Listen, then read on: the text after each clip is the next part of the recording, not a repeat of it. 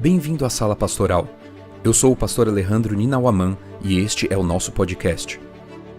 Gostaria de agradecer por se juntar a nós hoje.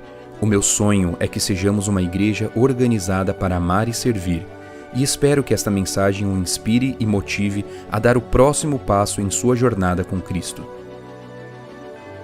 Esta é uma série de 21 episódios, onde leremos juntos o livro Primeiro o Reino, de Josanã Alves. Capítulo 6. Meu tudo. Porque todos eles deram daquilo que lhes sobrava. Ela, porém, da sua pobreza, deu tudo o que possuía, todo o seu sustento. Marcos, capítulo 12, versículo 44. Se as insondáveis riquezas de Cristo não merecem que por elas soframos, é bom saber disso agora e parar de brincar de religião. A. W. Tozer.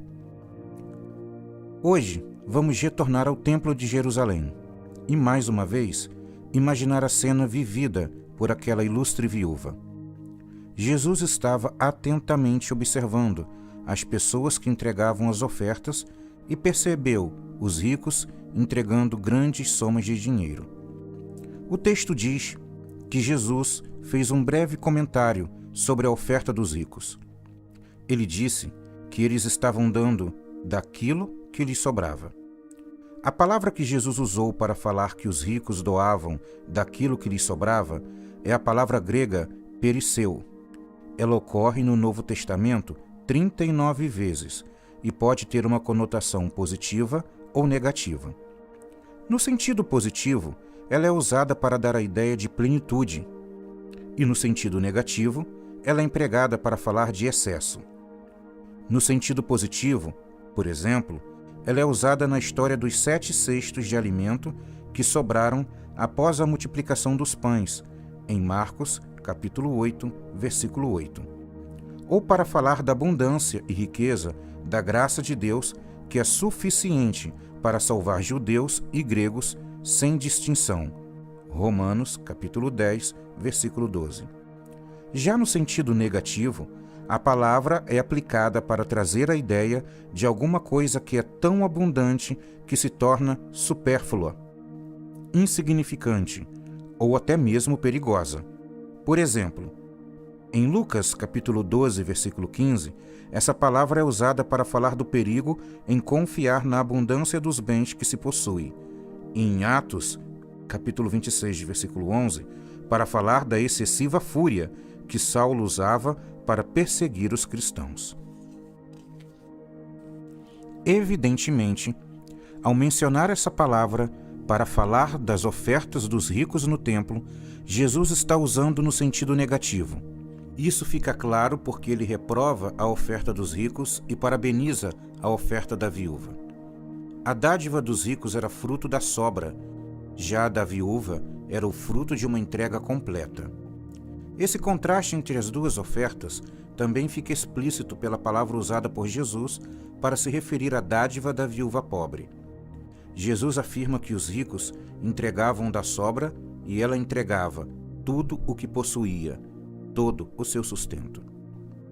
A palavra usada para falar desse tudo da oferta dela é o termo grego bios, que ocorre 11 vezes no Novo Testamento e ajuda a compreendermos as nuances dessa história. É interessante notar que essa palavra também pode ser traduzida como vida. É dela que vem a palavra biologia em língua portuguesa, que significa estudo da vida. Com o tempo, a palavra bios assumiu um significado mais concreto de bens materiais, e é com esse sentido que ela foi usada na história da viúva em Marcos capítulo 12. Outro exemplo do uso dessa palavra é na história do filho pródigo, quando é dito que ele gastou todos os seus bens com prostitutas. Lucas capítulo 15, versículo 30. Veja que coisa espetacular! Quando alguém lê em grego o relato da história da viúva ou do filho pródigo e se depara com a palavra bios, pode chegar à conclusão de que a viúva estava ofertando não apenas moedas, mas a vida. E que o filho pródigo desperdiçou não apenas a herança, mas sua vida, pois vida e riquezas estão unidas no significado da palavra bios. Você compreende a profundidade dessa ideia? Quando alguém se afasta da casa do Pai, a grande tragédia não é que ele esteja desperdiçando as horas do sábado, ou o dinheiro dos dízimos e das ofertas, ou o uso dos dons. A verdadeira tragédia é que ele está desperdiçando a própria vida, e com ela todos os recursos que Deus outorgou. Por outro lado, quando alguém é fiel a Deus em relação ao tempo, corpo, aos recursos e talentos, será capaz de viver a vida com a abundância que Deus oferece. Outra lição muito importante é compreender o tamanho da oferta da viúva. Jesus afirmou que ela entregou tudo. No entanto, será que esse tudo não significava tudo o que ela possuía ali, naquele instante? Pois em casa dispunha de muito mais? Na verdade, quando a Bíblia afirma que ela entregou tudo, também quer dizer que não lhe sobrou absolutamente nada. Naquela oferta, ela estava entregando seu futuro nas mãos do Deus a quem ela fora adorar. Jesus não estava dizendo que ela havia entregado tudo o que dispunha na hora. Ele estava afirmando que ela estava entregando tudo o que possuía na vida. Jesus disse que ela era pobre. A palavra grega usada nesse verso é ptokos, que retrata alguém necessitado de esmolas para sobreviver. Provavelmente, ela não tinha o dinheiro nem para a próxima refeição. Vamos ser sinceros. Isso não parece absurdo? Será que é isso que Deus realmente espera de nós? Que entreguemos absolutamente tudo? A Bíblia pode nos ajudar a responder esses questionamentos com vários exemplos. Um dia, Deus apareceu a Abraão e pediu que ele entregasse uma oferta. Deus não pediu os bens materiais de Abraão, nem seus servos. O pedido de Deus foi claro e específico. Ele disse: ofereça em sacrifício seu filho, seu único filho, Isaque, a quem você ama. Gênesis capítulo 22, versículo 2. O que você acha que Deus realmente estava pedindo a Abraão? Estava pedindo tudo. Certa vez, um jovem que possuía muitas riquezas foi falar com Jesus e perguntou o que fazer para ganhar a vida eterna. Ele recebeu a seguinte resposta: se você quer ser perfeito, vá, venda os seus bens, dê o dinheiro aos pobres e você terá um tesouro nos céus. Depois, venha e siga-me. Mateus, capítulo 19, versículo 21. O que Jesus estava pedindo para aquele jovem? Tudo. É interessante notar que quando o jovem retirou-se triste, porque era dono de muitas propriedades, Jesus não correu atrás dele e disse: volte, fique tranquilo, eu estava falando por parábolas. Você só precisa entregar os dízimos e as ofertas, e está tudo bem. Não, o dinheiro havia se tornado um Deus na vida daquele jovem, e apenas uma entrega completa seria aceitável. Se lermos a Bíblia honestamente, iremos chegar à conclusão de que Deus realmente quer tudo. Por esse motivo, ele parabenizou a viúva por entregar tudo. Ela é o padrão de entrega que Deus espera de cada um de nós. Certo dia, uma mãe de 5 filhos, ao ouvir um sermão, decidiu entregar o que possuía como sacrifício pela causa de Deus. Ao voltar para casa, ela procurou entre os seus pertences algo que pudesse entregar, mas percebeu que sua pobreza extrema não lhe permitia dispor de nada que fosse útil ou valioso.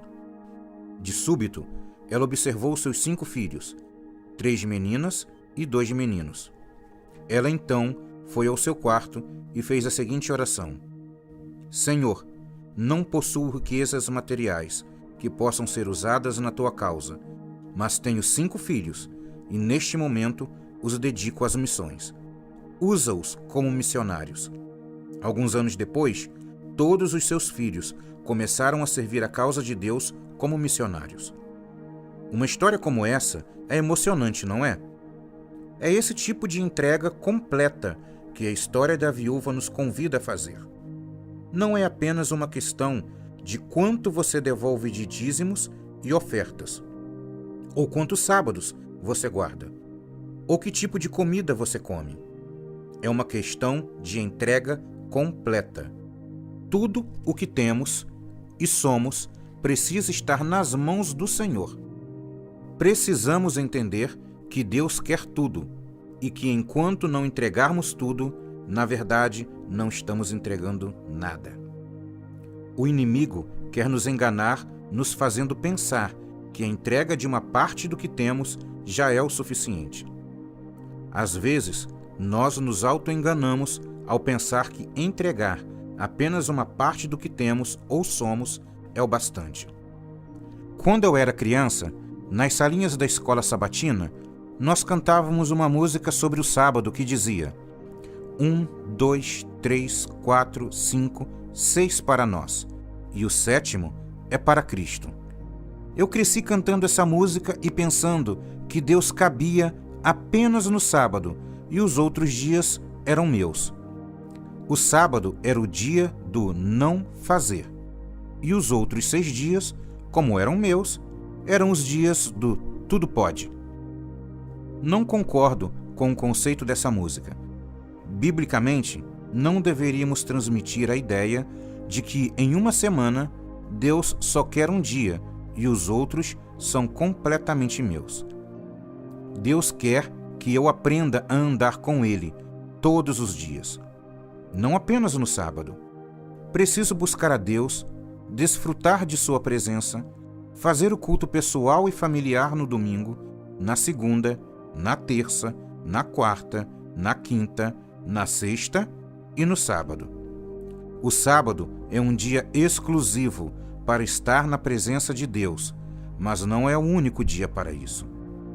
Certo dia, eu conversava com um amigo e experiente pastor sobre a minha preocupação com a pequena quantidade de adoradores nos cultos de oração de quarta-feira. Ele me fez refletir com as seguintes palavras: minha grande preocupação não é com a igreja vazia nos cultos de quarta-feira, mas com a igreja cheia nos sábados pela manhã, mas cheias de pessoas vazias de Deus, por terem passado a semana toda longe dele. Por esse motivo, ao falar sobre a guarda do sábado e as reuniões solenes que aconteciam no tempo do profeta Isaías, Deus usa palavras duras como não posso suportar, estou cansado. Quando multiplicam as suas orações, não as ouço. Confira em Isaías, capítulo 1, versículo 13 a 15. Deus não está se colocando contra o sábado. Na verdade, Ele está fazendo uma acusação a pessoas que iam ao templo no sábado com o coração cheio de iniquidade. Pessoas que achavam que o sábado era um requisito a ser cumprido e não um dia a ser celebrado. O verdadeiro sábado bíblico é uma celebração da presença de um Deus que está presente em todos os dias da semana. Deus quer você, não apenas o que você possui. Deus quer você, não apenas 4 horas por semana no sábado pela manhã. Só quando entregarmos tudo, completamente, seremos felizes de verdade. A mesma coisa acontece em relação a nossos recursos financeiros. Deus quer tudo o que possuímos. O que entregamos na igreja através dos dízimos e das ofertas é apenas uma declaração da compreensão de que tudo que ficou em nossa mão ainda pertence a Deus. Estudaremos mais sobre isso no próximo capítulo. Ellen White nos ajuda a compreender esse conceito. A mesma prova dirigida a Mateus em sua riqueza tinha sido apresentada também a André e Pedro em sua pobreza. A mesma consagração foi feita por todos eles.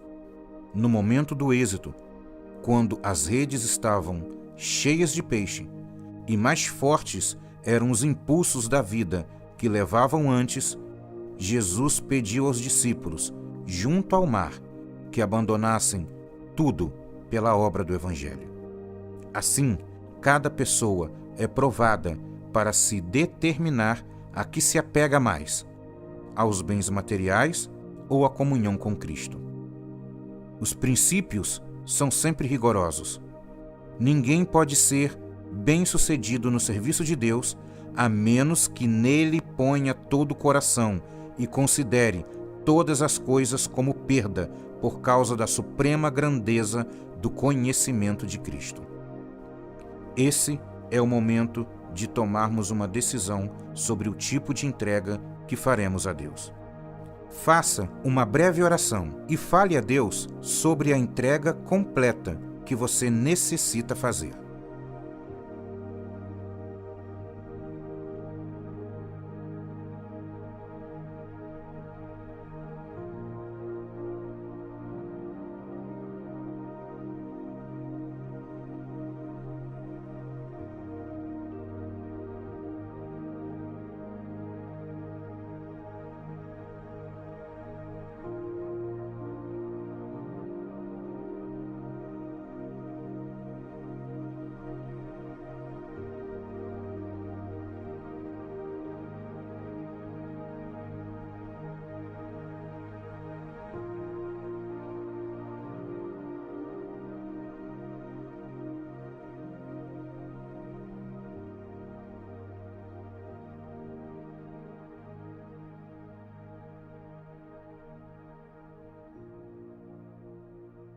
Este capítulo teve a narração de Edson Andrade.